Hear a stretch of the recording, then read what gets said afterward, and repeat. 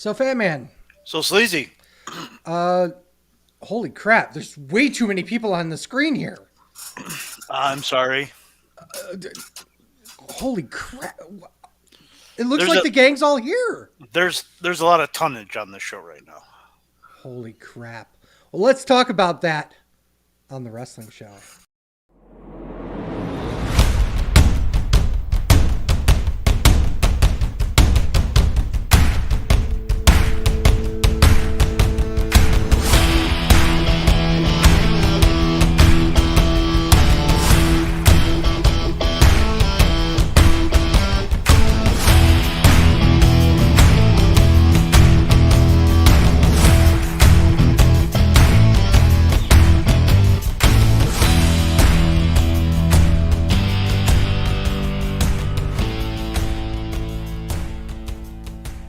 Welcome, everyone. This is Sleazy. This is the Fat Man. And welcome, everyone, to another wonderful episode. This is going to be a great one. First of all, let's go, let's fucking go. Yeah. First of all, holy shit, it's not a draft week. Brandon Dietz is with us tonight. 4 tons of fun. Let's fucking go. Yeah. And as always, the proud papa, Mr. I love it. That was the greatest time Great. to do that. Great intro. The greatest, the proudest papa and the greatest blunt roller of all time, Ryan Williams is here with us tonight. Hi, And I think I might jinx this, but it looks pretty good over there from a video standpoint. Unfortunately, yeah, I'm gonna jinx it, and it's just gonna fucking break. Let's get the elephant out of the room. Goodbye. I think nah, Dietz missed opportunity. Should have been like, bye, Felicia. right. I do have to pull something though. I got to turn my fan on. It's hotter than fucking here. While he's doing that, let's kind of address the elephant in the room. Notice that there's 4 people here and not 5. So basically, I have a statement because I didn't know how I was going to actually do this. So.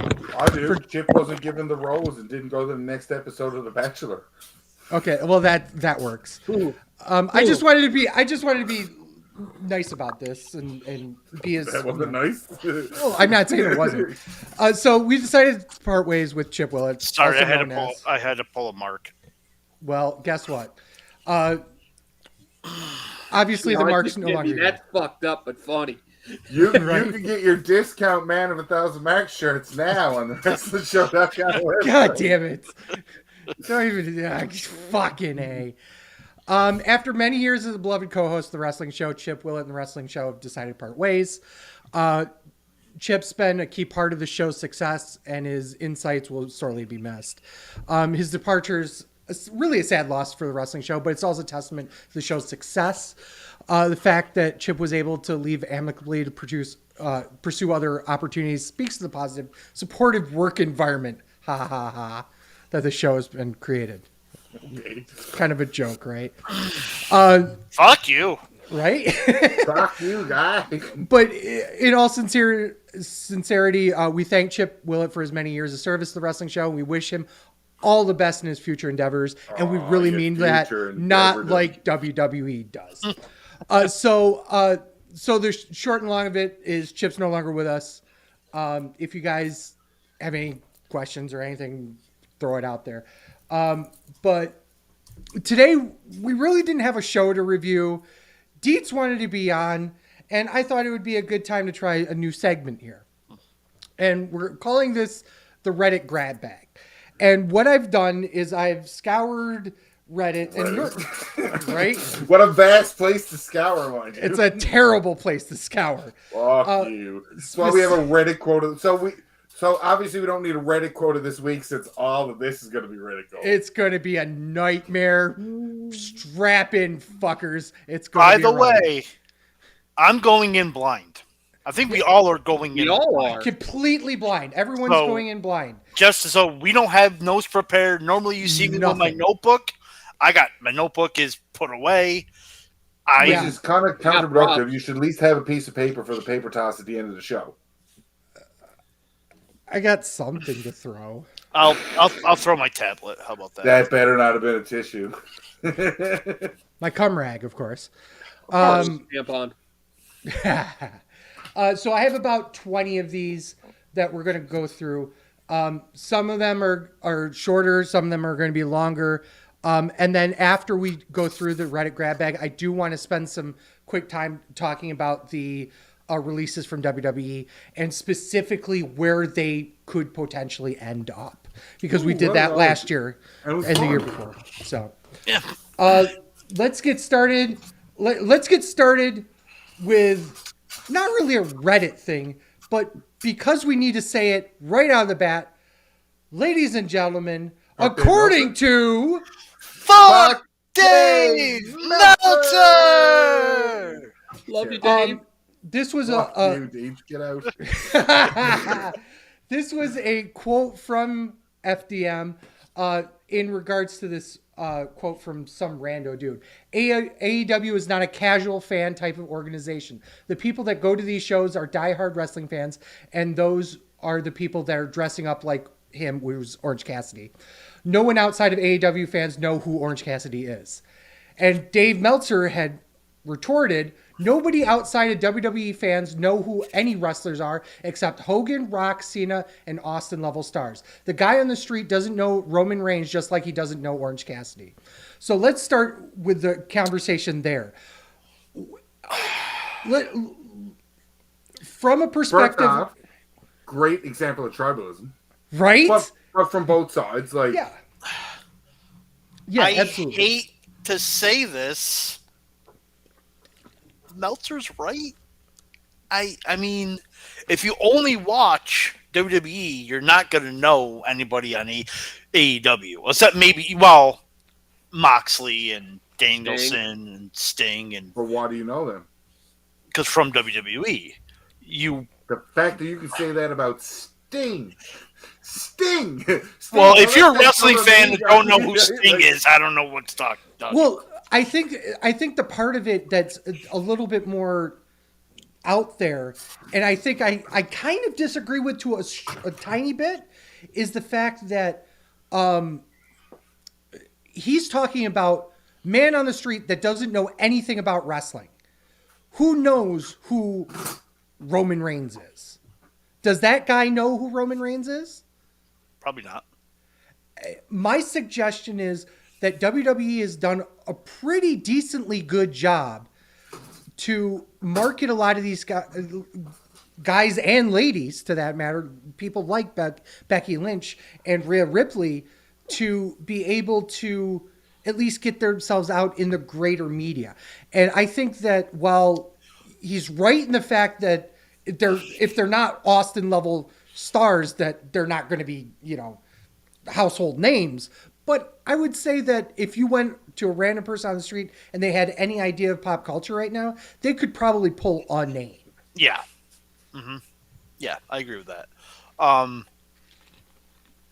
He's kind of right about AEW, because we've been saying AEW is just, we said it last show, AEW is an independent wrestling promotion.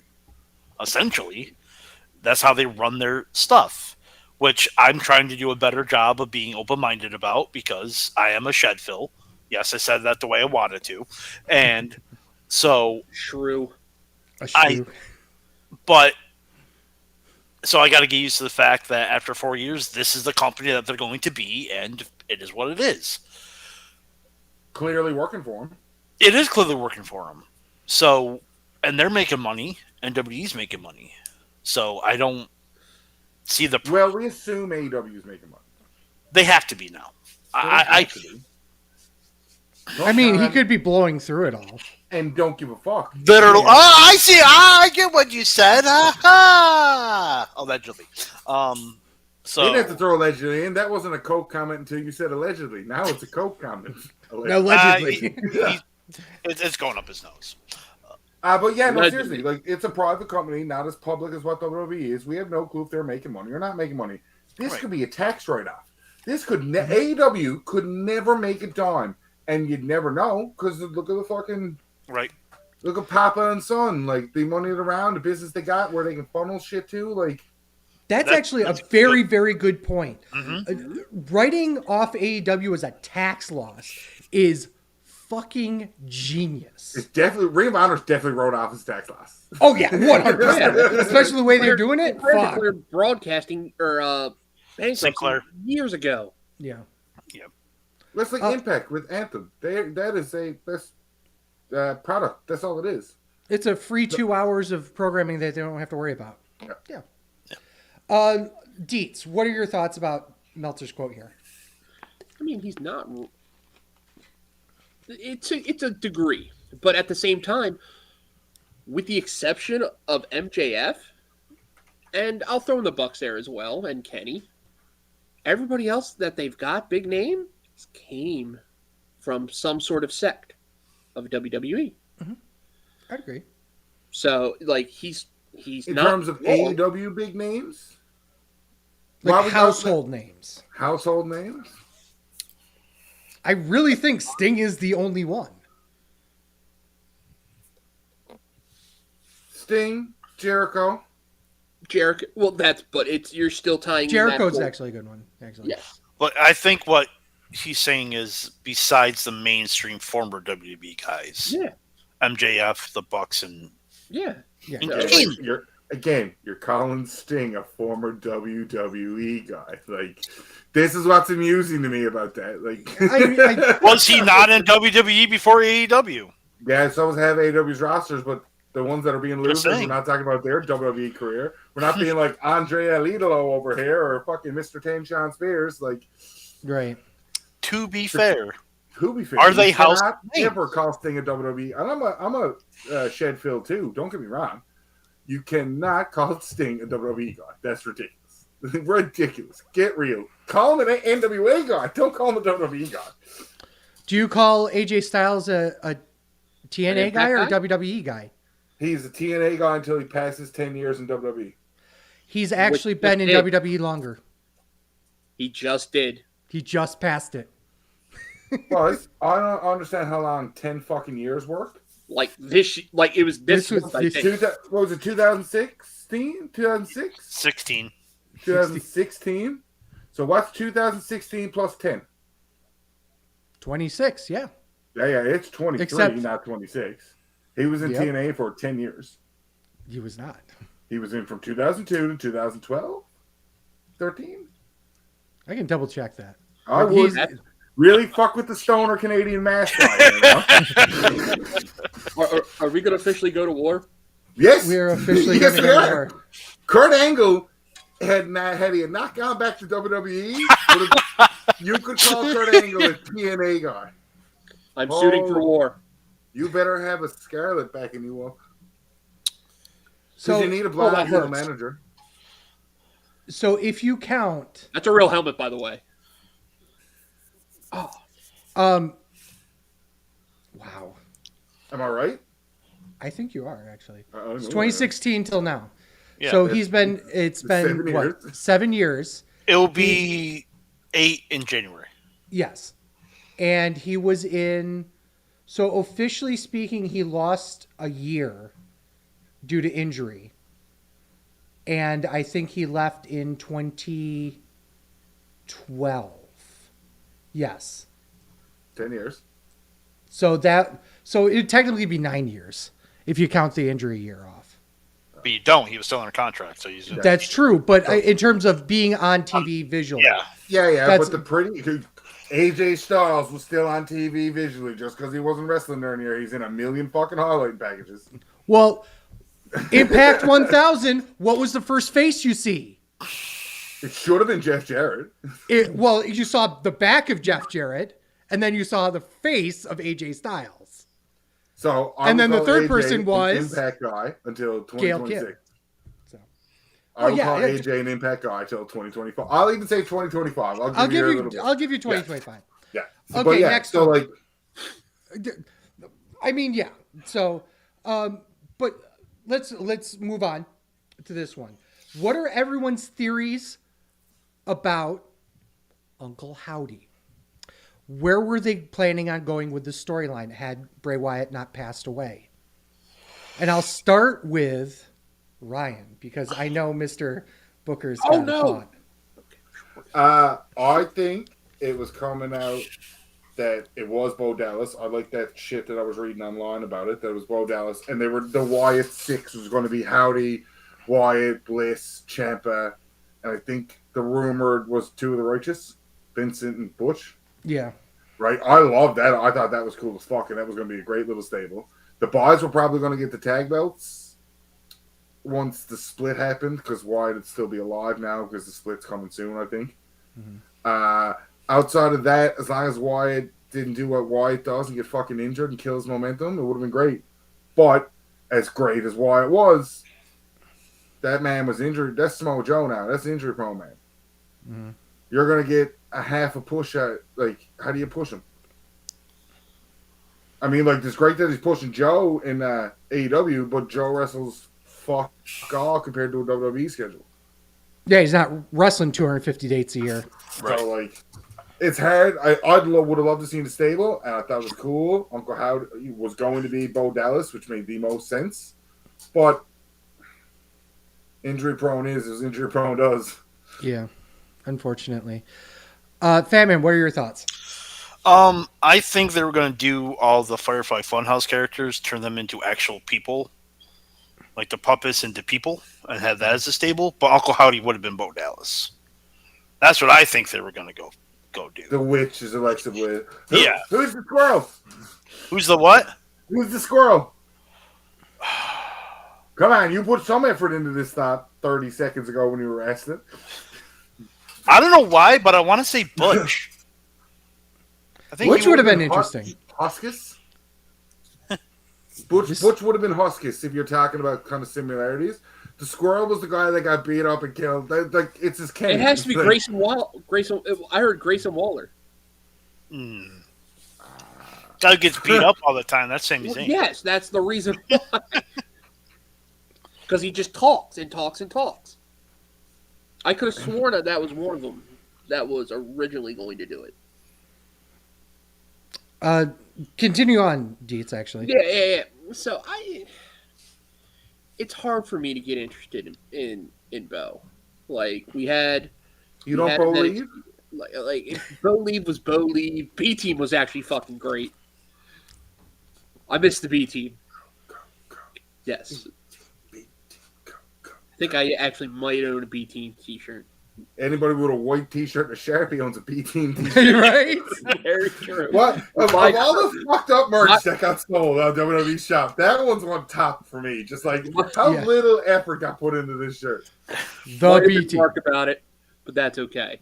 But for me, I was interested in seeing the real Bray Wyatt. I had zero fucks to give about Uncle Howdy. Uncle Howdy did not interest me in the least bit. Now, that started to change once they started messing around Alexa, and then you're like, oh shit, they're really going to go ahead and do the whole Wyatt like characterizations, and then I was just like, yeah, but it's still fucking Bo Dallas. So to me, I really didn't have any interest in it. Give me Brez and the people, because he in the opening model or the opening his opening I guess we call it a monologue. He was actually just himself, and that was refreshing. Mm-hmm. It was different. Yeah. This is me. This is who I really am. Yeah. This is how I feel. Like that shit was cool, but you can't reverse that and have Bo do the same damn thing. It just comes off corny to me. I actually believe that they would have done a tag run with him and Howdy first. And then after or deep into the tag run, you started to see the entire Wyatt Six come into play. I don't know who would have played them, honestly. But I also believe that they would have dropped the Uncle Howdy like facade. They would have brought him in as a real person after a while.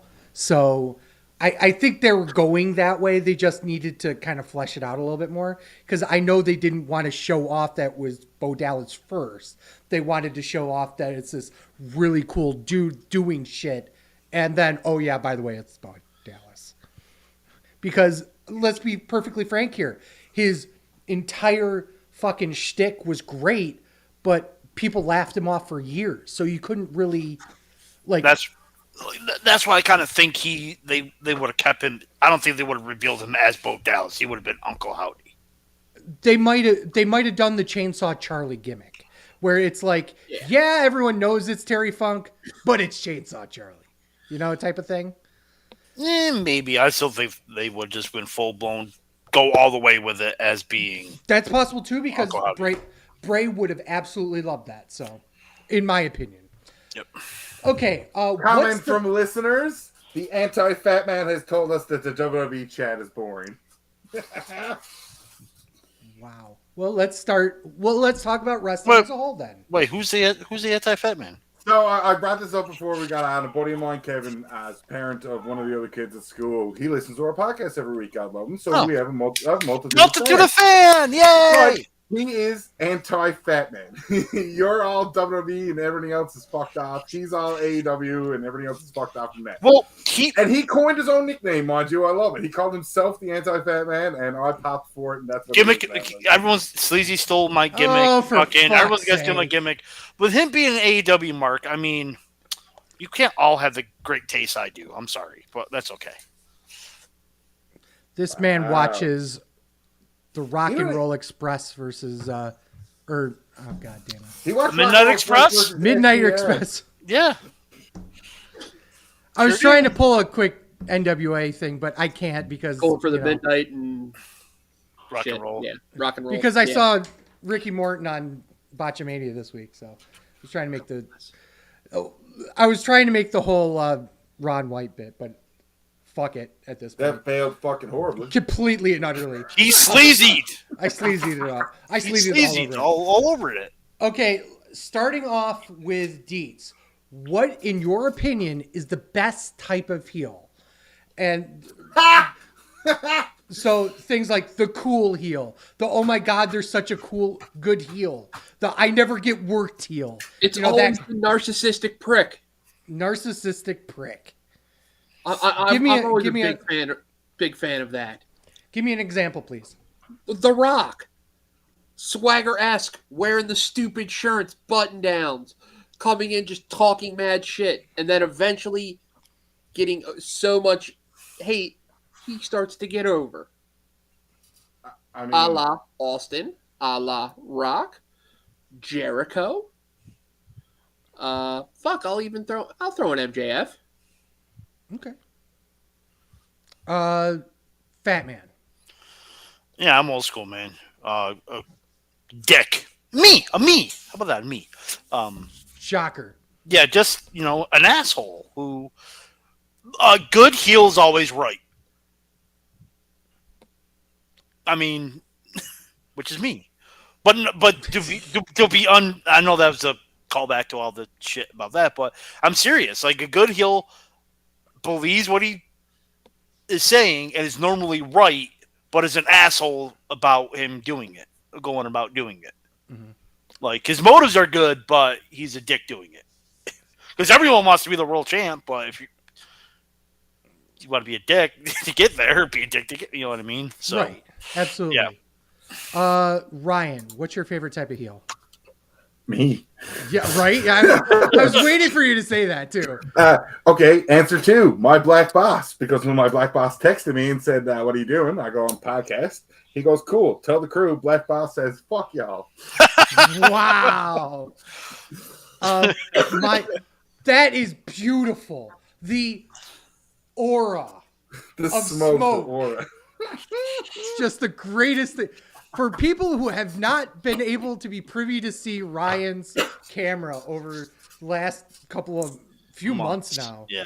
It's just great. My personal favorite is he's right, but he's a dick about it. You know what I mean? So the best heel is always that way. Right. Not the cocky heel. Yeah. Not the coward heel and all that stuff. It's the heel that when he says something, he's a dick, but he's right. He's right about it. Yeah. The next one is one that's near and dear to my heart. What is your wrestling pet peeve? And I'll start. I absolutely hate the double rebound rope spot, where a guy runs into the ropes and a second guy decides to run into the ropes right afterwards. And the first guy's got to go, oh, wait, where is he? Turns around and takes a move. That drives me fucking nuts. That's I a hate weird that. pet peeve, though. Like the spot's not bad. It logically makes sense, but like that's a weird pet peeve. It looks so terrible to me personally, and maybe it's just me being nitpicky and shit, but that's just me. Ryan, what's your pet peeve? I don't know. I kind of like yours now.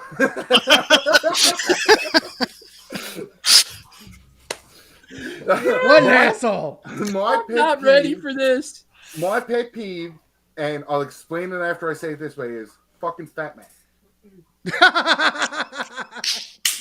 Love you too, Ryan. What I mean by that is fat man, for all intents and purposes, you don't like AEW. You don't like how AEW books. You don't like how their matches flow. You don't like any of it. Why watch it? That's my pet peeve. Right. Why watch something you do not like? I'm trying. I know, but yes, I use your example. Yeah.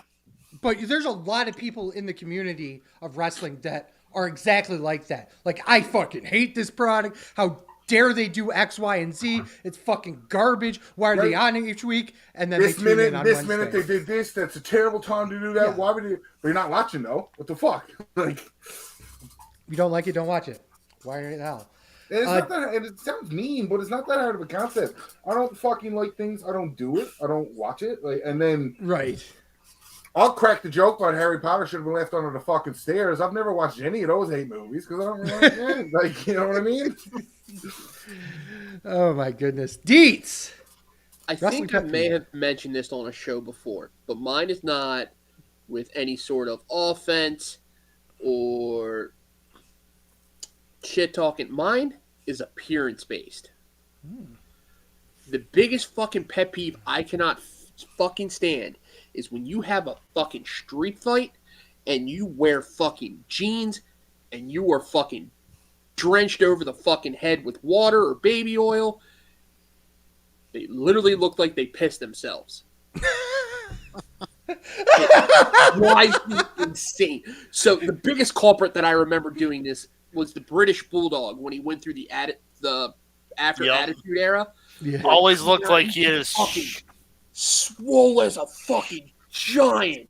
And all of a sudden, you just look down, and he's got fucking deep fucking blue fucking jeans, and everything else is just fucking pale ass white. And I'm just like, dude, you pissed yourself.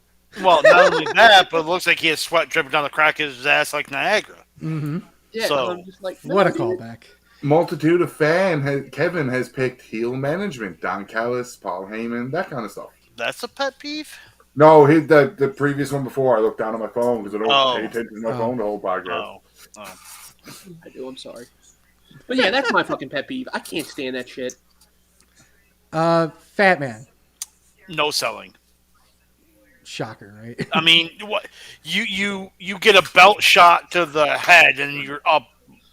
So you're not a fan of the Immediately. Kenny Omega kick out at one after you getting absolutely If obliterated? you kick 4 finishers, yeah, I'm not a fan of you that. know what? I disagree because that, especially in AEW, Hey, these are our personal pet peeves. You don't have to agree with it or not. I know, but I'm calling Deets out on his comment because Kenny Omega kick out at one after eating 2 or 3 finishers in the AEW crowd, fucking people go bananas for it. and a crowd can make or break a match most times.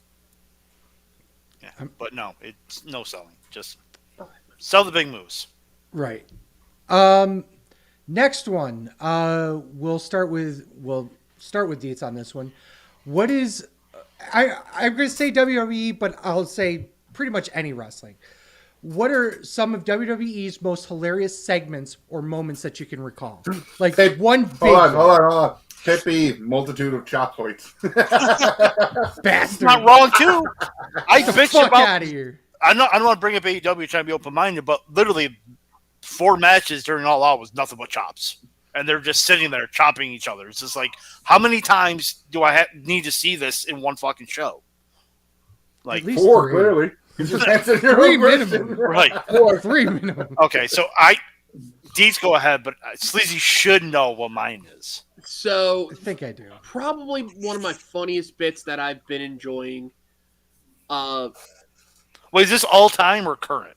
Just all time. I mean, Oh, you were all time. Fuck. yeah, like something that really comes to mind. Like when you think of funny wrestling, Fuck. Funny wrestling or like like DX comedy doing, spots, DX doing the segments. fucking segment. nation. Me, Zark Henry, all fucking day long. dude, you're gonna get us canceled. You're talking about blackface. You're gonna get us canceled. People are stupid. We didn't do it. We didn't do I know, blackface. but we're talking about it. And fuck, they cancel you for anything these days. Like just talking about blackface is gonna get us fucked. Like Christ. And then when we can do blackface really good. Like You got Road Dogg playing fucking Godfather? Or no, it was Belo. that was Billy Gunn. no, it Yeah, was D'Lo. Belo. It was Belo. Belo. Belo, that's right. I thought he You was. better call him Mazark. You better call him Belo. I thought it was And the B.O. Doc. Not Belo. It might have been Bo. I thought it was B.O. It may have been Belo. I don't But- know. It was Any- Belo because it anytime- sounds like Bo. Yeah. Anytime wrestling does the characters of each other, like DX doing the McMahons. That was approved because they're all white.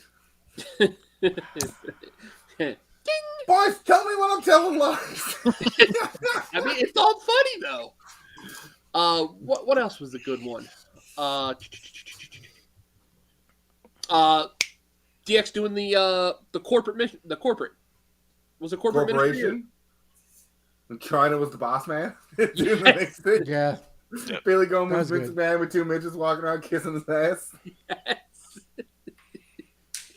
Oh my Yeah, goodness. anytime you get to poke fun at one another's character, sign me up. I'm in for it. That and anything with Santino Marella. Yeah, there's a lot of good moments with Santino Marella. The whole Mick Foley, Sacco, Cobra bit, sign me up. Him members winning the Rumble. Goodness gracious. Pass it on to someone else. I made everybody laugh. Fat Man. I like your poetry. I like what you do to dead You babies. weird. I'll see you later. See you. It was just the way they said it was just like so fucking random. They just like walk up to each other and just like, I like your poetry. I like what you do to babies. I'll see you later. It was just the delivery was so fucking dumb. It was so funny, just It random. is. Anything awesome, McMahon too. Just Yeah, there were a lot of good moments there too. Ryan. I'm kind of glad because nobody's picked a couple that I'm going to bring up, which is really fucking cool. All of DX in 2016 or 2006, I'm sorry, when they come back and they were trying to be PG DX, and it was clear, like Shawn Michaels with blindfolds and Triple H to do naughty stuff, like it's fucking gold. or Mr. Fuji, and he runs away. Whoa. Anything with the Fashion Police was fucking gold. Breezango. Yeah, that was great. Especially, they had a tag match during a pay-per-view where Tyler Breeze gets bailed to the outside and comes back up dressed like a little old janitor lady. Fuck, that's good. Snitsky kicking the baby. Yeah, classic. I'll always pop for Snitsky kicking the baby. And one I watched the other day because I do enjoy watching it all the time is when Eddie Guerrero steals Ric Flair's number to Royal Rumble. Yep. Oh yeah, that's a And really he's like, good where's? Did he like steal his watch and his wallet? It's a. I can't remember the other parts. I just remember solely Flair's dancing and bragging around his number after Eddie sees his and shit like just that. like Last one then, because this one just popped into my head too. Umaga and Great Khali have an interaction backstage. Shane McMahon is there, and they're grunting at each other. And at one point, Umaga puts the thumb up and goes to beckon towards Khali like he's going to spike him. And Shane's like, no. And why would I not talk about WLC? Thank you. Thank you. Yeah. Because I was just gonna say, like, I was hoping you wouldn't bring it up. Be like, the goddamn motherfucker brings up WLC every show. Is not gonna bring up WLC here. You're right. Like, My top 3 matches, I think, of all time, and it's the most ridiculous list, is Shawn Michaels and Undertaker WrestleMania 25, because that is the greatest wrestling match that's ever had. Right. Then it's WLC, then it's Knoxville and Sami Zayn. So, like, I mean, That's a two good of those one. matches should Too, not have but been that as was pretty good. Fucking gold. Like, It's a great top 3, I'll tell you. fuck you, Macho Man and fucking Steamboat. Fuck you, Benoit and Angle. I got Sami Zayn and Johnny Knoxville. One of the loudest pops in the world for Wee Man hitting a body slam. Jesus Christ. Right? My favorite, and I have 2 different areas here, and Ryan will back me up on this. There are a ton of Chikara moments that are fucking hilarious. Slow motion hand grenade. Slow motion hand grenade is probably one of my favorites. Yes. But if we're specifically talking about WWE, it's anytime they bring up past things in a hilarious way. The greatest example of this was when Kane was in therapy and he goes through his entire life up to that point. Yeah, I once burned a guy and then shocked my boss's testicles with a car battery. And blah, then blah, blah, blah, blah. And for reasons never quite explained, I enjoy tortured P-Bros. right. It was just exactly. For nobody that remembers, there is a AEW wrestler in those gimmicks, in those skits. He's the black guy. The black guy, yeah. They don't all look the same. You know his name. No, I don't. Scorpio Sky. Yeah, thank you. I couldn't pull his name for some reason. But yeah, that entire the entire Team Hell No thing was funny, but that specific skit was just great. I just loved every second of it because it just got worse and worse and worse and worse, and just like perfect timing. And I'm always a fan of Corporate Kane and whatnot, but that specific moment was great. Controversial take: the best hugging tag team versus the Boston Hug, or best friends with the hug spot. Like, oh yeah, see, that's what I mean. Controversial take. It is a controversial take. It's got to be Team Hell No. It's got to be. Like, best friends are close, and whatever Kenny Omega and Ibushi did in the hotel room is probably third. Well, I'll tell you this: you don't get an Okada camera pull with Team Hell No. Quickly, it has to be quickly. The very first one that comes to mind that's even a little bit obscure. Random wrestler, start with Fat Man. Kamala. Okay, Deets. Max Moon. Ryan. Coco Beware. Whose mom's name is Tupper.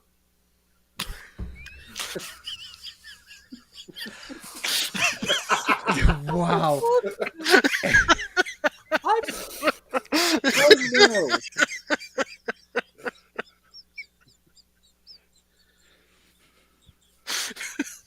Come on.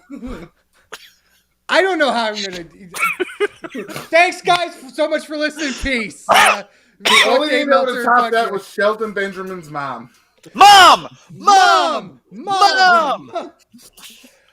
Mine was because of we just talked about the hand grenade spot, Icarus. We already talked about fuck Dave Meltzer. Yep. What is your favorite high fly spot that you've ever seen? Like the moment in time, oh my god type of spot. The greatest RKO ever done is when he hits Evan Bourne with it. Oh, that's such a good one. Okay. If you can Fuck you, fat man. Fuck you. No, it's fine. I don't care. I'm trying to go back and forth with everyone. Greatest high fly spot. I will have to go. I think it was. I'm gonna probably get the date or the. I'm gonna get the event right. Halloween Havoc. 97. Thought it was 96. Ray and Eddie. Ray and Eddie, where 97. Ray has the Phantom. Yep, Yeah, 97. 76. Yeah. The Tower of Doom or whatever it was. Yep. Yeah, not Tower of Doom, but the what the fuck is that It was called? basically a Tower of Doom with two people. It's called something. I don't remember. It's not called Tower of Doom. It's called something.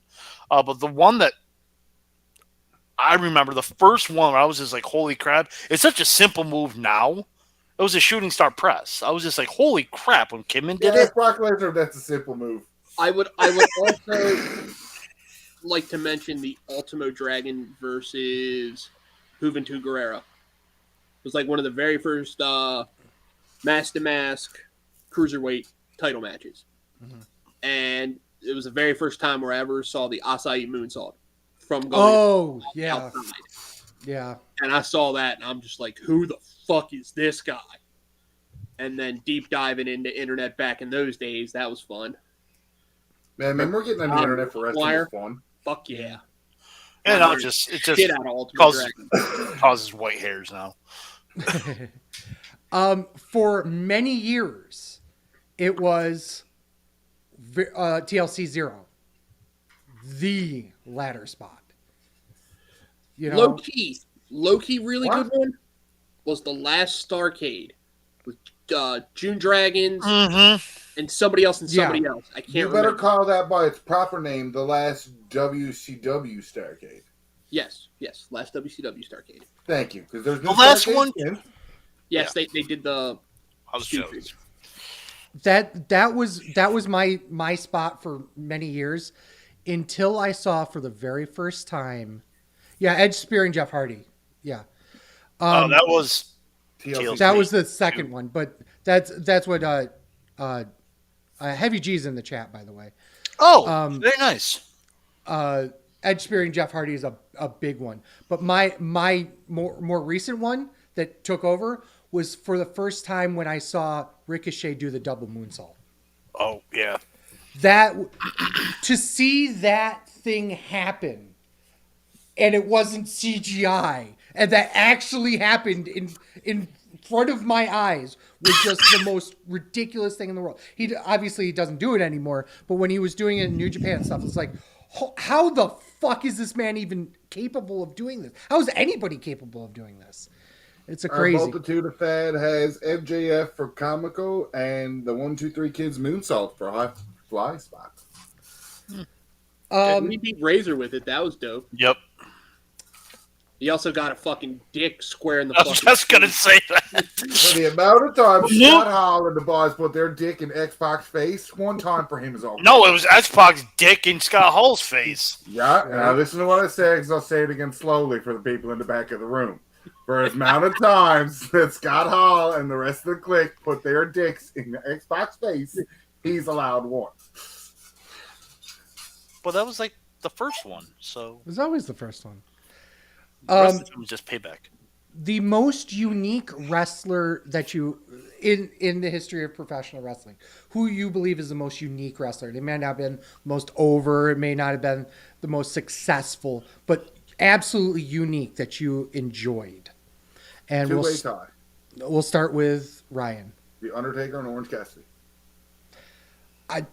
Honestly, Undertaker was absolutely going to be my number one choice. Ugh. For obvious reasons, right? The other one would be the stupidest answer, Yoshihiko. ball, Mantar. right? Mantar's the correct answer, Sleazy. Come on. Okay, Mantar's not great. Half man, half tar. half man, half tar. Come on. Mantar. Most unique? Honestly, I'm going way back. Way back. I'm going to Gorgeous George. Way back. Not Gorgeous George in WCW, the hot Gorgeous George. I'm talking about the male Gorgeous George, all the way back. Because so many people parodied him Yeah. so much. Like Buddy Roberts did it. Ric Flair did Buddy Roberts, but the original one was Gorgeous George. So I'm going way back. Okay, that's fair. Deets.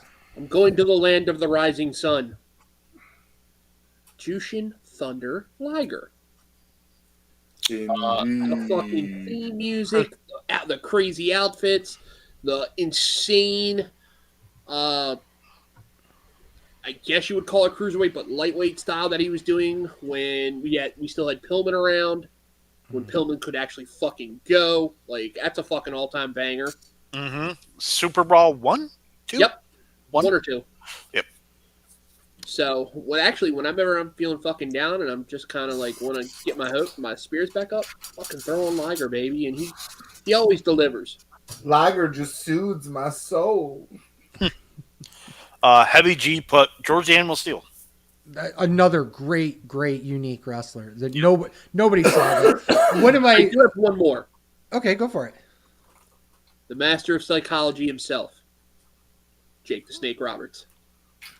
Such a unique wrestler, such a unique feel to every promo he ever did. It's just great. There's been a lot of unique ones. We can't just touch them all, man. Oh yeah, absolutely. Hey, There's so Knuckleball Schwartz. A classic ding dongs. What about Duke the Dumpster Drose? That man had a career, okay? The Goon. the Goon. I'm just saying. Yeah. the The Goon. Goon. The Goon. What was his name? The what was his name? I know who you're talking about. Yeah, so do I. the magician. Phantasmo or whatever. Phantasmo. Thank you. Fucking Not to be ridiculous. We had confused with one his son, match and El he did Phantasmo. magic Right. tricks to win. Mm-hmm. The Red Rooster. The Red First. Fucking love the Red Rooster. He had a fucking banger of a theme. Oh god. Y'all should remember Oh that. Shell, yeah. You're welcome. What are some weird inaugural champions? We kind of touched on this a little bit because they came up in Good trivia question. over the years. That is a good question. I got mine. Heath Slater and Rhino in the SmackDown Tag Titles. That's That's the a- answer. That is That's a the big answer. one. That's the It answer. is not the answer though. I don't believe. And then I gotta think. See, these make you think off the top of your I'm good. head. I'm good. I can do mine. Give me time to think. I can think of a second one already. The WWE, I believe the original lightweight or light heavyweight champion, Brian Christopher. You're wrong. You're on them, Tonka. Taka won it. Was it Taka? Yeah. Yes, sir. They Yeah. Oh, it was feuded. Brian but Christopher. Yeah, Taka was the champion. Yeah. Taco was definitely a champion. 24/7 title. Titus O'Neil. He didn't even win it. He just picked it up. That's how he won it. That's how he won it. First person comes out here, picks it up, wins. Titus O'Neil. He knows how to run and run under rings, so why not? Who? AEW International. That was Pac. Pac. Yeah. Pac was the first That's an one. odd one. Here, let But me it was throw. also kind of a layup for him because Steve's He basically the actually- best wrestler out of that tournament. He actually won another inaugural title. Wasn't he the NXT tag title Mm-hmm. with With- Corey? Corey Graves. Yeah. And then Graves turned on him like a month later. And then got hurt. And then got hurt. And they got And then hurt and never got wrestled hurt for again. 15 billion times. And he died. Heavy G's like, I should just hop on. We have a space open. Not opening. Depending on how you take the ECW title lineage, but the Jimmy Snuka. Yeah, Jimmy Snuka was technically Yeah. What do you mean inaugural depends on how one. you take it? That's the fucking lineage of the title. Well, yes and no, because I think Frank Goss should have beat George Hackenschmidt in 1902. right. Shout out to Right. Pop. The other one, which was my pick, was the IWGP Intercontinental Championship, and we did a trivia on it. Who was it? Does anybody remember? I'm bald. Oh. I don't remember, but it's like weird. It is Really? very weird. It's very weird. I thought it was weird. That didn't give that away to you just then? I didn't hear you. I said I'm balling. You're balling? Oh, it's MVP. Oh, MVP. It's That's fucking MVP, idiot. yeah. That's right. MVP is the inaugural IWGP Intercontinental Champion. That's not weird. That was the perfect person to put that belt on. Absolutely not. No Absolutely. fucking Fresh way. off his shit in WWE. Nope. It's just like putting a Like putting champion. the world title on Ginger Mahal, it just doesn't make sense. Well, I was gonna go a Hey. little bit more closer Hey, to He my looked heart. like a wrestler. He acted like a wrestler. I don't know. Who That the is an fuck? unpopular opinion to me because I think the Jinder Mahal title reign was A, valid, and B, actually put some extra eyes on a product that they wanted. 2 or 1. His first name is Ginger. Get it right. Couldn't hold Two. the title long enough to get to India, though. And then lose to Because Triple. Lesnar didn't want to work him. And then lose to Triple H. You're forgetting the third thing, sir. We still have a little bit more time. I think it's... if we 3 look at MB, the time- yes, we yes, know. Good old 3 MB. Come on, Slater. Come on, you got this, man. You got this. Hashtag You he's got kids. So this one was actually more of a statement, but I think it's an interesting thing to think about. So many AEW wrestlers are doing the best work of their careers now. Who do you guys believe is the number one guy in AEW that's really flourished that would not have flourished in WWE? Oh, that's an There's easy. one answer from my opinion. Me too. Orange Cassidy. 100% Orange Cassidy. He would not get over as well as he did. Oh, I was gonna say Darby Allin. Yeah, and that's That's not a bad answer either, Darby Allin. Darby Allin's another big one. Yes. Well, Orange, definitely. Problem with that question though is Orange Cassidy the gimmick, yes, but the wrestler, the person that plays the gimmick, would absolutely have gotten over in WWE. Darby Allin is just a ragdoll, but that's all he is. Like he's Mick Foley. Mick Foley is Mikey Whipwreck sauce. I mean, yeah. And look how well Mikey Whipwreck got over. We actually have a special guest joining us. He kind of made reference to it. Heavy G is here with us. My boy, what's going on, man? What's happening, guys? I've been watching the show. And it's like, I'm tired of just writing stuff, but I want to just jump in on here, man. Come use your words. Thanks for having me. I greatly Right. appreciate it, guys. Yeah, no, not a problem, man. Oh, my goodness. And I agree with Snooker with being the ECW champ. That was the one I was going to say. So we'll continue on with the Reddit. I'm going to do this for like 7 or 8 more minutes, and then we'll switch over to talking about the Why? I'm having more fun doing this. Like, I do. I will admit that this is a lot of fun. Kevin Eddy said Darby Allin should be dead. He should be. He really should be at this point. That's anti-fat man. Oh, that's Anti-Fat Man? That's anti-fat man. Yeah. That's from he's changed his name to Multitude of Fan. That's just Multitude of Fat Man. Multitude of Fat Man. Man. Is he fat? Is he fat? No, that's why he's the multitude of it. You got Canadian meth. Okay. Why not? Your most underrated Attitude Era storyline or segment? Oh. Can I be a dickhead and say Mae Young's hand? Go for it. Go for He it. was a hell of a hand. He was a hell of a hand. Hell of a hand. Wow. I Henning demand. style. I demand Nicholas and Mae Young's hands wins the tag belts. Demand it. I actually believe One of everyone them's knows- getting so much pussy. That's all I'm saying. Yeah, Maybe- the hand. Look at the claws of those fingers. Deets.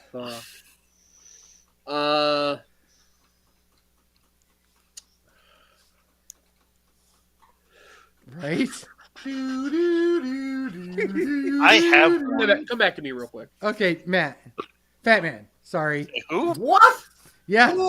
Pulled back the Um, curtain too much. I screamed so loud I could hear myself on the baby monitor downstairs. I hope you step on a fucking Lego. The Kurt Angle with the cowboy hats. Oh, Jesus Christ. That wasn't Attitude Era. Yes, it was. It was 2000. It was 2000. Wasn't Kurt Angle with the cowboy hats with the Austin thing? Yeah, it was in In 2001. in the invasion. Damn it. You're right. Oh, Jesus. Yeah. You're right. Oh, dude. Go back to me then.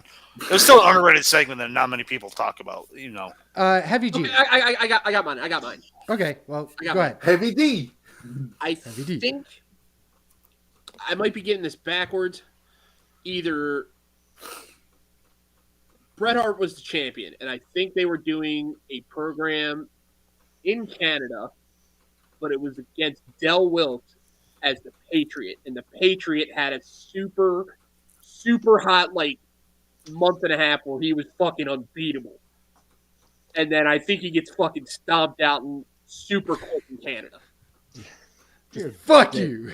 You're a dick. I take it that was yours. That was mine. They just absolutely killed his push. Yeah, and just absolute gets hit. It feels like Dell's actually gonna get, and he gets fucking annihilated. Yeah, he He has a mid-card WWF title shot at a secondary pay-per-view. Yeah. Is in a tag team match the next month, in a Survivor Series elimination match after that. There's a reason though. If you want to, if you He wasn't Canadian. well, it was because he was a drug addict also, and he wasn't reliable as no showing shows. But that was the reason why his push stopped. Yeah. I'm just saying, like that was the reason why he got stopped out. I got one too, and it's weird. It's the Austin Rock thing, but they tied in the Undertaker with Stephanie and the whole Where to, Stephanie? Yeah, the whole crucifixion stuff. I think that shit was gold. I don't know why I love that. How is The Rock tangled into that again? He was just facing Austin that night at Backlash. And then McMahon was the good guy at the end. It's me, Austin. It's me all along. It's like, it was the whole corporate ministry. It was just because The Rock was just facing Austin that night at Backlash. He's not really... Was it really entangled? Well, then you had the Union that was around for like a month. Oh, God. That The Rock a month and a half tops. Yeah, that The Rock was technically a part of. So he was technically involved in it, but technically not. Yeah, it's weird. But I thought that shit was gold. So. I'm not sure if this was Attitude Era. It was distasteful, but I would like to see where it went. I think the whole Draws and LOD. Yeah, those Attitude Era. Oh, with them pushing with Draws pushing Hawk off the Titantron and yeah. I would have liked to seen more of that before what happened to Draws, but I thought that could have been the whole thing, and then trying to get the partners for Animal with that. That storyline was, like I said, was distasteful because it was highlighting Hawk's addiction problem, but I think I was trying. That's what it was. Okay. There's two of them. The first one is the obvious one. If there's underrated, then we don't think about it, and probably it's not that obvious. It's obviously not fucking obvious. Valvina. Well, choppy pee-pee. Thank you. But I don't think that was Attitude. That was absolutely Attitude Era. Val Venus versus Kai and Tai. That was fucking hilarious. And have Mrs. Yamaguchi's son turned heel and then never to be seen again. John Wayne Bobbitt got a fucking appearance out of this. He did? Right? Yep. You got a payday. The other one is how they repackaged Earthquake and the whole oddities thing. Golga? Yeah, until Golga and that whole the group was fun, and that was it. But it was just one of those things that kind of, it was just fun. Oh, fuck that! That also brought in the stupid clowns. Fuck that. Send in the clowns. They do throw a hell of a party, though. I'll give them that. Who should have been Intercontinental Champion, WWE Intercontinental Champion, but never was? I have a different answer for this. Let's start with you, Ryan. Dolph should have won it off Rey Mysterio. He was already IC champ, though. I guess the point was he was never, ever IC champ. Yeah. But should have been IC champ. I got mine. Oh, I got mine. I kind of got one. I think Sleazy's going to disagree on it because he didn't need it at all. I need to check if it's true, though. He did not need it at all. It just would have been a cool stat. Undertaker. Yeah. He didn't need it, but it would have been cool just to have him hold it. Now I have two. Ryan? Sheamus, because of the exact same reason. Yep. And Jake Roberts. Jake Roberts, yep. Jake Roberts was my initial point, and then he said that about Taker, and I'm like, right, the fucking Sheamus feud, like less than 6 months ago, a year ago? Like, yeah, I got mine. Okay, Brandon Z. The biggest star in the entire 80s and 90s never won the Intercontinental. Hulk Hogan. The Hulkster, baby! Another answer that he didn't need it. But it would have Didn't been need cool. No, Just but it would have been great have it. if he Yeah, would have yeah, got it when Yeah. he was back on later, instead of maybe him getting the world title run. You know what? Give me the building. Give me the simmer. I mean, he had like a mid-card. couple week run for the tag titles with Edge, so he could have just won the Intercontinental title there and dropped it. But technically, he never won the Grand Slam. No, because of it. Good. Isn't that more of a worker's belt? It is. Aha! It's meant to be a worker's belt. Yeah. Hogan didn't need to How many fucking work. masses and seats did Hulk Hogan put in? I was just going to say, Hogan didn't need to work, boss. Yeah. My person that never won the Intercontinental title, and I think it would have been a shot, and this person never won a title in the WWE. Jimmy Snuka. I think him winning the title off of Morocco in the cage would have been a shot in the arm. Probably. But then again, Snuka was a guy that didn't need a title anyway, because he had all those. He had the feud with Morocco, then he had that feud with Ray Stevens, and then Piper. Can you imagine, though, if Snuka gets the belt and then goes into that feud with Piper? Oh. Yeah, see, that's, I mean, I think Snuka was one. I'm trying to think of another one that never had a belt. Jake the Snake was another one, but then again, Jake the Snake was another one that didn't need a belt either. I could have sworn Jake was an Intercontinental Champion. Nope. No. He never held the title. He never beat Rick Martel? Not He one. snorted drugs off an Intercontinental Championship. I don't think Rick Martel. Rick Martel was another one that didn't never won the Intercontinental title. He got his workhorse title with the WCW TV title. So there's in the Reddit post are four of them that were brought up. Rick Martel, Ted DiBiase, Savio Vega, and if I was picking somebody older, it would have been this guy, X-Pac. Yeah, but they gave him the European title. They gave him the Euro title, but they never gave him the IC title. See, for some reason, I always thought he had like I don't know why I think this. I thought he had like a week run, like 1 week. Like he was in the finals. He was in the final against Shamrock. And for some reason, that's when I think he won. Yeah, but Shamrock beat him. I always think, like, wasn't he the Intercontinental Champion for like 2 weeks or something? He just had a really good Intercontinental tournament till the end. And that's the thing. And the one that nobody said, and, obviously I have to, Swiss. Cesaro. He was the U.S. champ. He was U.S. champ. He's never Intercontinental champ. Love that fucking title. Was R-Truth an IC title? U.S. He was U.S., yeah. And also, that man has held the NWA World Heavyweight Championship twice. Got to bring it up. Got to hit the game every time he can. It's like WLC. Wow. Let's. I got 3 more that we can do. Okay. Because we did that one already. We did. Oh, best drop kick in wrestling history. Ooh. Early Orton. Orton's a big one. I was leaning that. Perfect. Perfect was great as well. Mine's Kawada. Kawada got a nicey. Really nice. What's the name of that fucking random idiot that you picked in our draft? Does he have a good drop kick? No. Sean Carr? Yeah. Random ass. Underrated was Bob Holly. Bob Holly had a good drop kick. Bob Holly did. Get the fuck up there. Bob Holly had some bunnies in his feet. Billy Gunn had a good drop.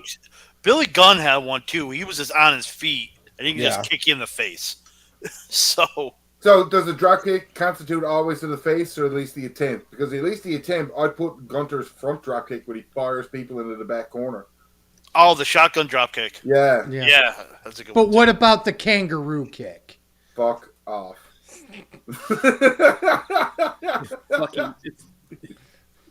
I get it's stupid. I get it's great. I pop for it too. But so fuck dumb. off. What a stupid fucking thing. Bobby Eaton had a good one too. Yep. Bobby Eaton did have a good one. Bobby Eaton is a white boy that doesn't gravity doesn't fuck with. No.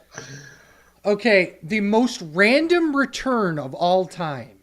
The example that was given was the big Usos facing up against the Headbangers. Bob Backlund in the 2000 Rumble. Ooh, that's a good one. What was it? The Punjabi prison match where the Great Khali just magically appears for 30 seconds. Orton and Jinder. Yeah. Ginger. Get it right. I also other low key, LOD 2000 when they came back with Sonny. Mm-hmm. Yeah. With the hockey mask, which were fucking cool, but apparently Hawk didn't like.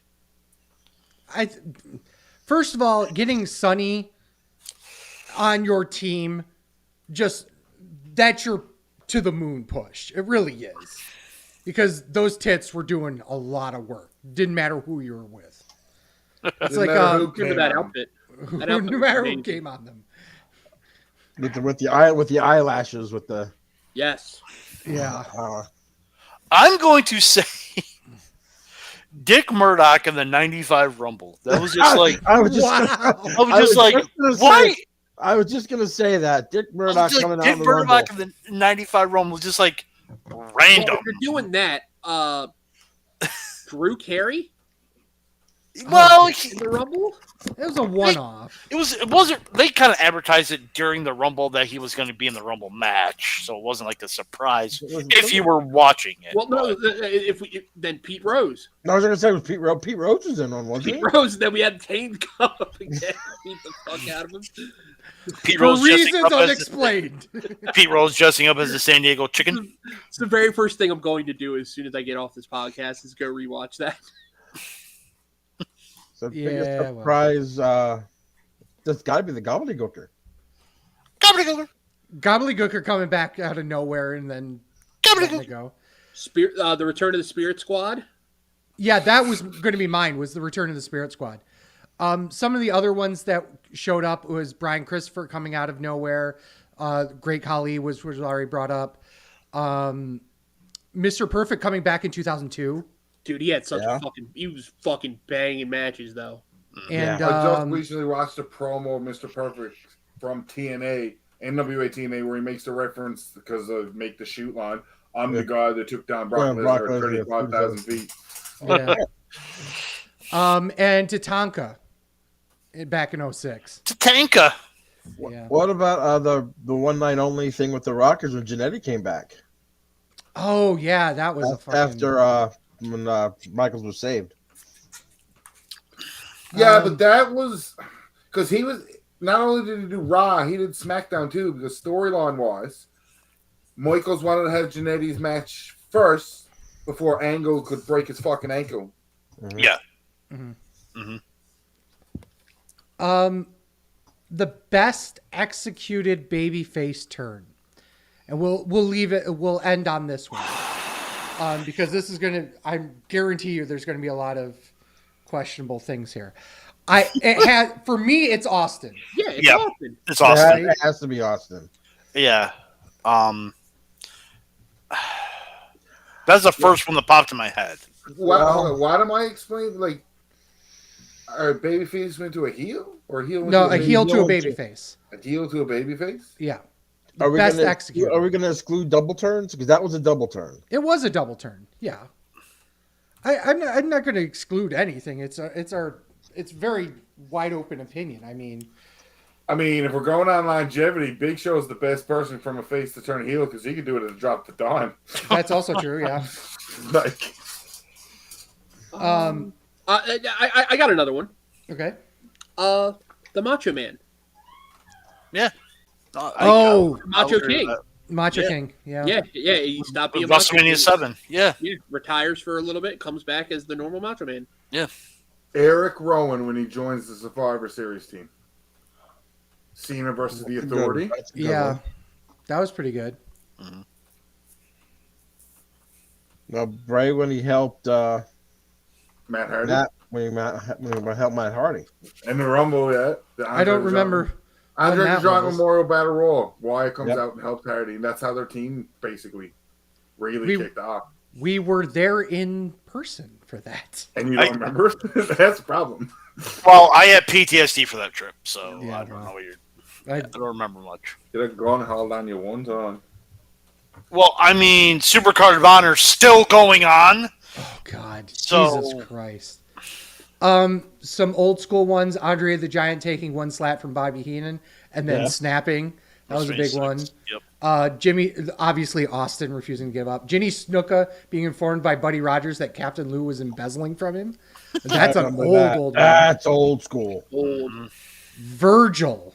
Oh, Virgil. Yeah. Another at WrestleMania 7. Yeah. Yeah. That was a slow build that finally. Mm-hmm. Yep, that was a good one, too. Mick Foley giving the man behind the wrestler talks to Jim Ross. Yep. Paul Orndorff learns about Rick Rude and fires Bobby Heenan. Rock turning babyface against Shane McMahon and the corporation. Yeah. Angle's all three of his babyface turns. Dave Bautista turning face with the whole. Thumbs up, thumbs down. Yeah, and you know. What about Bossman turning face, giving the belt back to was it the belt back to Virgil or Dusty Rhodes? No, back to Jake. Back to Jake. That's right. Back to Jake. When he was when Slick had him as a manager. Yep. This is the last one. Undertaker protecting Savage and Elizabeth from Jake the Snake Roberts. Whose side are you on? Not yours. Not yours. Yeah. But yeah, there's a lot of great ones out there. But this was a great segment. We will definitely 100% do this again. If it wasn't for the fact that there's 2 pay-per-views this weekend, we probably would have did this again next week. Absolutely. So let's talk. Oh, goodness. Obviously, with every good news, there's always bad news. There is a lot of bad news that came out of the merger, and it was time to start cleaning house, apparently. According to, I think it was Sean Ross. Hey, Meltzer. Oh, Right. okay. I found a bunch of lists.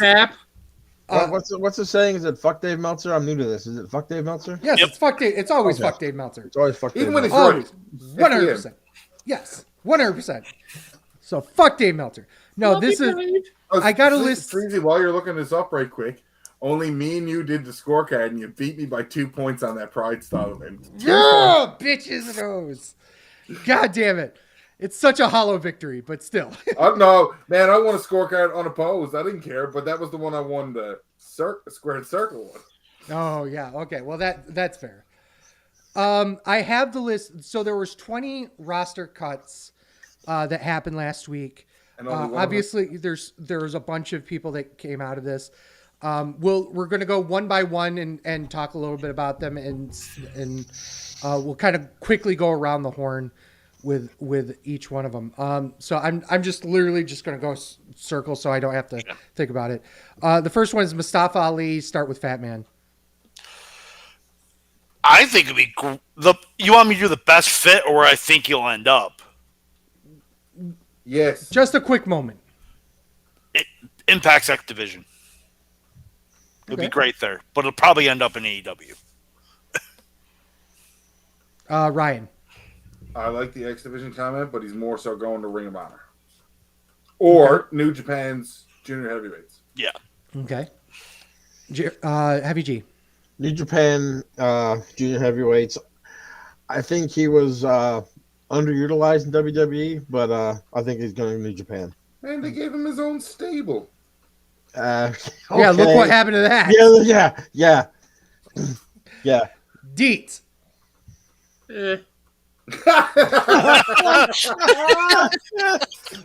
Wow, what a dick. Listen, if he's gonna and Mustafa Ali, the 7 or 8 names that were in the performance center, he's just gonna walk away.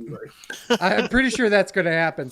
I agree with Fat Man. He's gonna rock it in the X division, and I think he's one of those guys that has a lot of untapped potential, especially on the mic. Rick Boogs. Fat Man. Indies. Sticking to the indies. Ryan.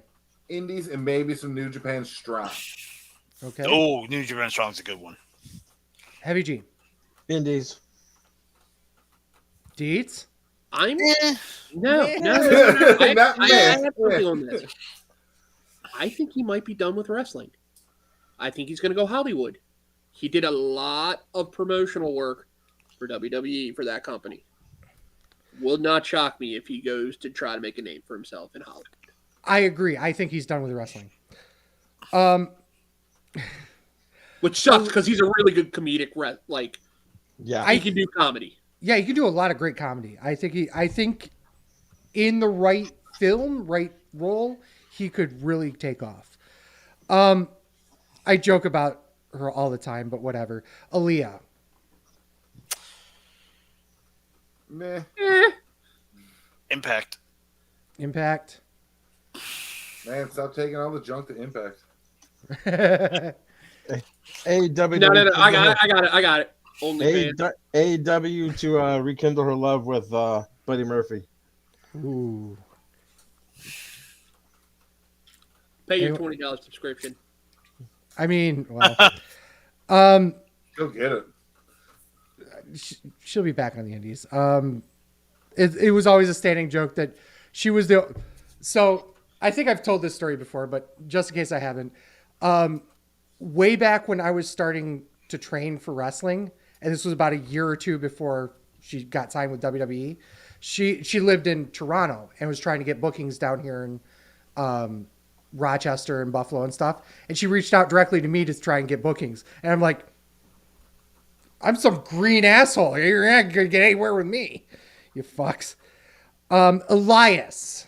We'll start with Dietz and go around the other way. Great comedy guy. This is probably prime for AEW. Instead of Elias, it's going to be like Walker, Texas douche, whatever. I see him in AEW shortly. I agree. Fat Man. Yeah, AEW. Oh, I think he's just doing indies. You think he's just going to bounce around the indies? Yeah. Heavy G. Indies. What about Ezekiel? Anyone? No? Okay. He never got released. He's still signed. What a brilliant fucking thing to do. Yeah, I just haven't just keep showing up as Ezekiel. All the same, dickhead admitted online. He was like, "Yeah, I was Ezekiel." Yeah, he's like, I'm Ezekiel. I'm like, you son of a bitch. Kevin Owens like, God damn it! I knew it, motherfucker. He should have just said. He should have just put up a video and said, "Fuck!" He just started screaming. Riddick Moss. I'll start. Fucking indies. He'll be back working UPW Now, without. You need to put the two of them together. Okay. Riddick Moss and they're Emma. both going to Impact. Wow. Great spot for two of them. Yeah, I was gonna say him. I was gonna do the same thing. I was gonna put him Impact. Both of them. Maybe NWA because there's more women's titles in NWA than anywhere else right now. Yeah, I can see NWA. I can see that for them. Yeah. Top Dollar. Podcasting. No, legit. He's got a good fan. Like I legit follow. Like I actually know AJ Francis. Like good dude. Like smart. Would not shock me if he does. He'll still wrestle in the indies, but wouldn't shock me if he's got a good podcast coming up in probably the next month or two. Where is he based out of? Is it Maryland area? Maryland. So you'll probably see him like. Well, no, he's in Florida, but he's always up around Maryland because he does stuff with the University of Maryland. Like his food drive's real big up here. Oh, okay. So he probably like NCW and stuff like that. Yep. Heavy G. I agree with these. Same. Okay. Ryan? Indies. Yeah. Batman? Okay. Yep. I agree. The person most sad is Michael Cole because now you can't make fun of him. Sheldon Benjamin, which was a huge shock to me, in my opinion. I think he's going to find himself in Impact. I think he's going to be a producer for AEW. I'm going back with the New Japan Strong thing. That's another good place for him too. But I think he'll be in a producer role. Okay. You think he's done actively wrestling? He'll be like a Christopher Daniels. He'll wrestle from time to time, but still, he's going back to Ring of Honor. He could go back to AEW Ring of Honor. I'm lumping them together, but but yeah, he'll be with Tony Khan somewhere. I think. Heavy G. I think Impact. He could be in the X division there, and maybe produce behind the scenes there too. Be the same thing, but be an Impact first. You're all are misreading this. He's gonna have a 3-month vacation. He's gonna come back as a coach for NXT. Okay, that's fair. I mean, I need, Mia Yim to start talking more shit with him.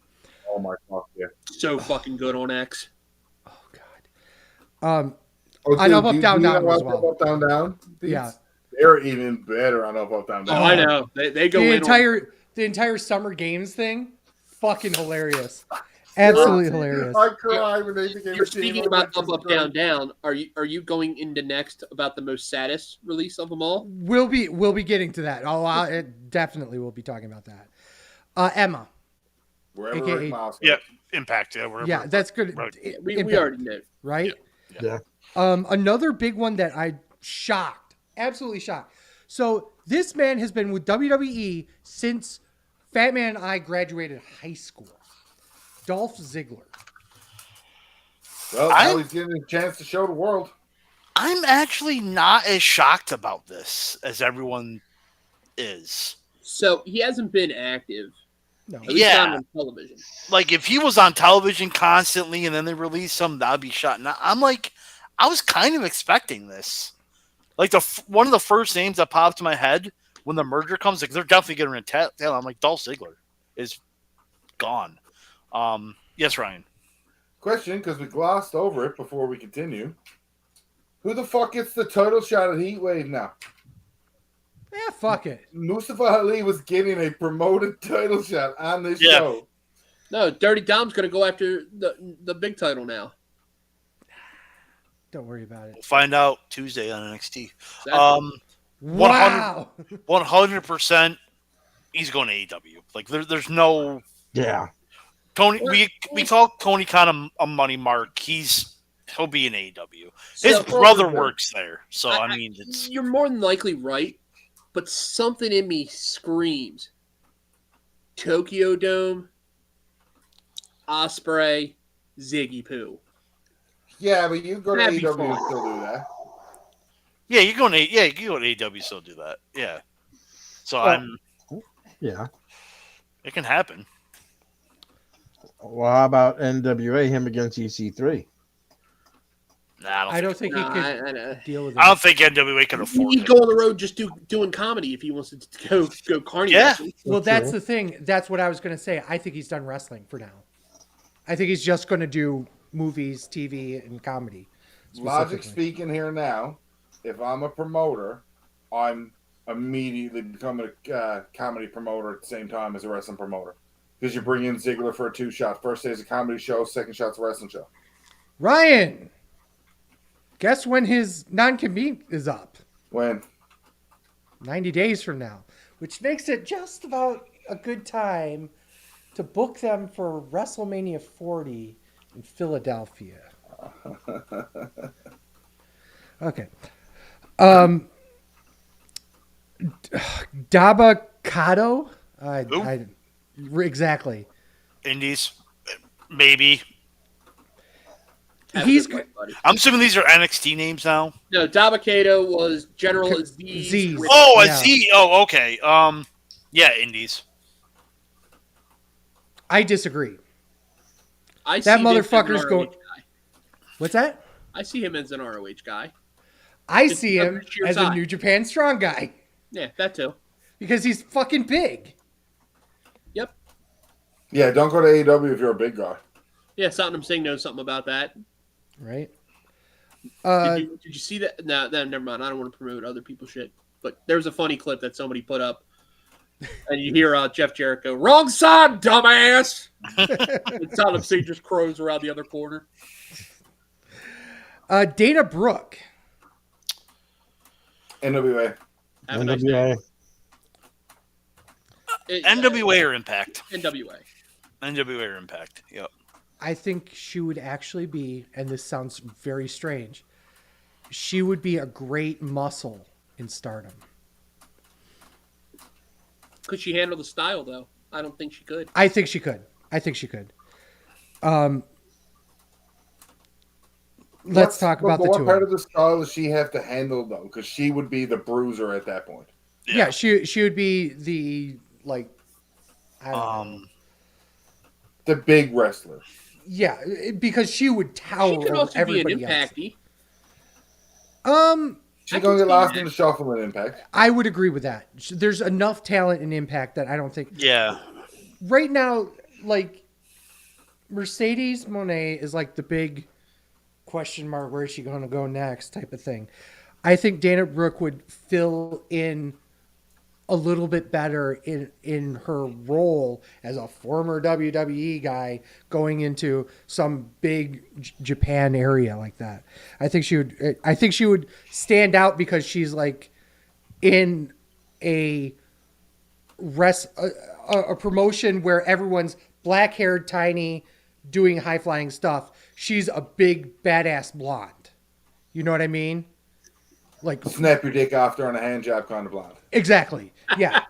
The white knuckler. Thank you, Ryan.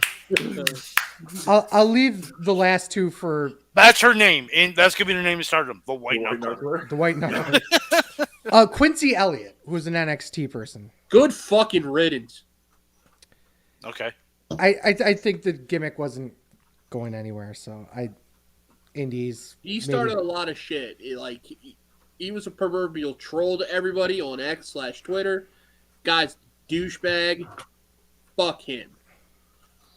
Well, hold back beats. Fuck. Jesus Christ. Really gotta let your feelings out. Don't hold anything in there, buddy. No, it's. We're here for you. Just. I'm not going to get into it because we'll go into a shoot about stupid shit. But that guy is a fucking tool. Good riddance. I don't have to hear about you anymore, unless you're going to be the new Tyrus in NWA. So he's an ant. Oh God! Oh and God! Thank you, motherfucker. I forgot about it last week, so it made the show. You fuck. And I didn't realize until after I went back and listened. I'm like, oh fuck. Shanky. He was fun. I'll give him that. ROH AEW. He'll fit in with the Mogul Embassy. That's not a bad option, actually.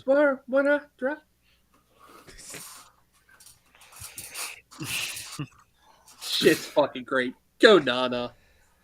Yulisa Leon, another NXT person, I assume. I don't even know anything about that woman. Might have been it was a level up. Yeah. Yeah. Kevin Ventura Cortez, I didn't even know. Same. Less than a year. Yep. Eichmann Jiro. Hey, he had a good spot at the wedding. Had a great spot in the wedding. That was the best wedding WWE's ever fucking done. Great Index? spot. Index, yeah. But Impact definitely for him. I try not to misculture him. But he's Go ahead, going. Go ahead, say it. Say it. He's going back home to New Japan. Home? You fucking racist piece of shit. Was he a young lion before? I have no idea. He looked like one. I don't know. Jesus, Ryan. Wow. I don't know if he was in his in the wow. God damn it. Mega Man X your ass. Oh, he was a Wrestle One guy. Okay. Oh, okay. So that makes sense. Yeah, well, Ryan said he wrestled They all look the same, right, Ryan? Yeah, fuck you. Sleazy comes home and doesn't know who his wife is. Come on. Right? Like, are you my wife? Yeah, he does. It's the one that's willingly taking it. Yo! I mean, you're not wrong. You're not wrong. and at this point, let's be honest here. Somebody else random shows up. I'm like, okay. Brooklyn Barlow. I don't know who that is. Who the fuck is that? Brooklyn Brawler's daughter. Another 1 year, and Bryson Montana another 1 year. Yeah. So just barely 1 year. And then the last two I want to talk about, and Dietz already knows it. Maximum male models. You knew the writing was on the wall when they got rid of Maxine. And I think they knew it too. Can you imagine if the Alpha Academy had to be that full stable of all of them, though? Oh, it would have been terrible. They would have pulled off magic. Yeah, I agree. That would have been fucking gold. I don't think they would have given them enough TV time to make it gold. Let me put it that way. I do believe that they would have, but I don't think they would have gotten enough TV time to do it. You're under the assumption that you need TV time to get over. Well, if you have a little bit YouTube, of TV, yeah, Twitch. if you got a little bit of TV time, you can run with that. But if they put them all together as a collective group, it was like 3.0 in NXT. They had the pre-show. That stuff was fucking gold. Yeah. And that's the stuff that people kind of will gravitate to because it's that little bit of a difference. Can you imagine Mason, Mansoor trying to be like the storyline of them going from male models to pure athletes would have been fucking dead. That would have been great. Yep. It would have been because the two of them fucking get it. There are a few wrestlers that fucking get it like those two guys do. It would have also been a different thing because you would think that they're trying to get Otis and Gable to be the models when instead they switch. Right. So it would have been. Yeah, then you'd have had Otis going, come on, the guy. I think it would have been priceless. Yeah. I think it would have been good. Yep. I think knowing the two of them not from a character standpoint, but from people standpoint, that they would have made anything work. And I hope they land in AEW because there's No. The only reason why I say that is because it's the only other major place that I think they would work from a comedy perspective. Deeds wants them to go to Impact for Fashion Files. Nope. No? Or we've changed our tune? Nope. I know exactly what they're doing. They're gonna follow Zack fucking Ryder, aka Matt Cardona. They're gonna all fucking partner up. And then y'all got the version of the Poor Horseman. Can you imagine how much comedic gold Matt Cardona and those two could fucking pull off? I would agree with you. Okay? I will absolutely agree with you on that. And the fact that Matt Cardona is working DDT right now is just... Imagine that. Did you see who's working DDT in a couple of weeks? Imagine the comedy. Yeah! Oh. Yeah! I did not see he was working DDT in a couple weeks. Jericho is. Wow. Okay. Challenge Takesuke or Take a Shitta. Take a shitta. DDT is now a real fucking promotion, motherfuckers. Suck it. Suck it. Oh, fuck you guys. Suck it. Still has the greatest title of all time. Lazy. Can we bring back Chikara? We might as well at this point. DDT is basically the Japanese Chikara. Is the IP available? That's Quack. Fuck Quack.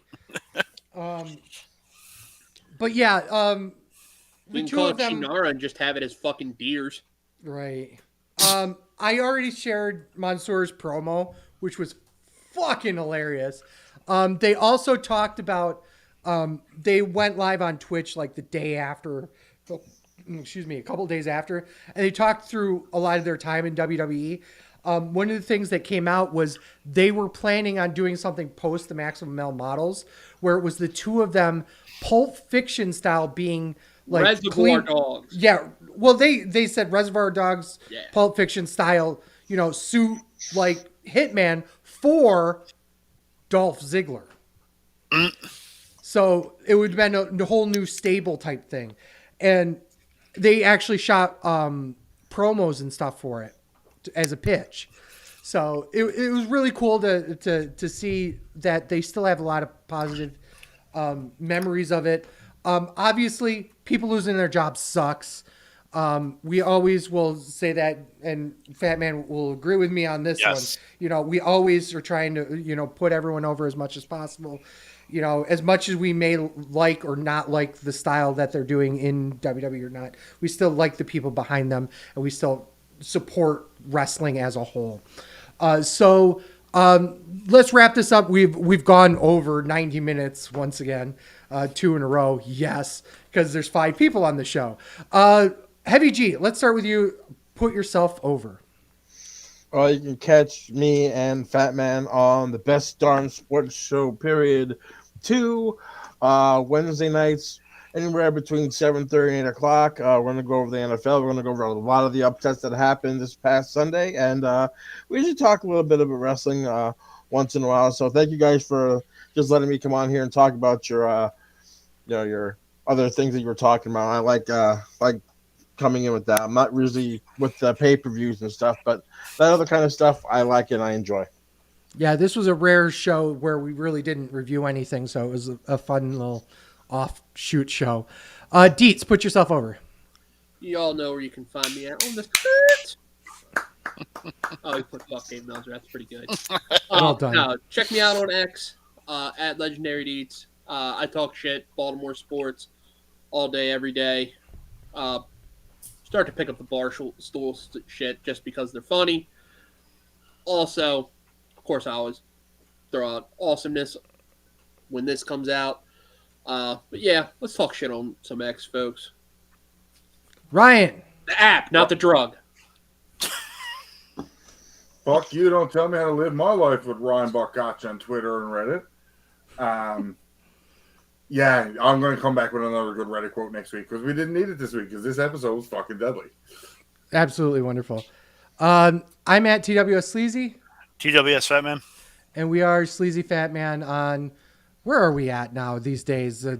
X and Instagram, Threads, TikTok. Please go on over there and give us a like. Videos you can find on twitch.tv/SleazyandTheFatMan, youtube.com/SleazyandTheFatMan, and premium videos on onlyfans.com/The Wrestling Show. You can find all sorts of content on thewrestlingshow.com, including articles, merch, and a ton of other cool stuff. You can get this podcast every Saturday morning wherever you get your podcasts, including Spotify, Apple Podcasts, Google Podcasts, and Podbean. Don't hesitate to rate us on your favorite platform, and make sure you click automatic downloads because it really does help us out. So with a special thanks to Heavy G, a special thanks to Dietz. Why is Ryan still here? But thanks, Ryan, for showing up. And as always, for Sleazy. For the Fat Man. This is The Wrestling Show. Thank you guys so much for listening. Peace. Fuck Dave Meltzer. Fuck Tony Khan and his alleged, not alleged coke habit.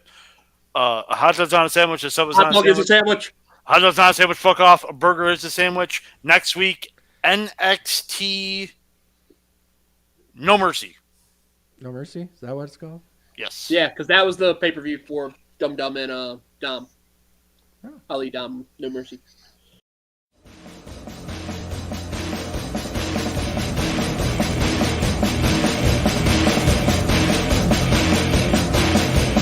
I'm a truth that you seem to run from. I'm an army of one. I'm a clip in your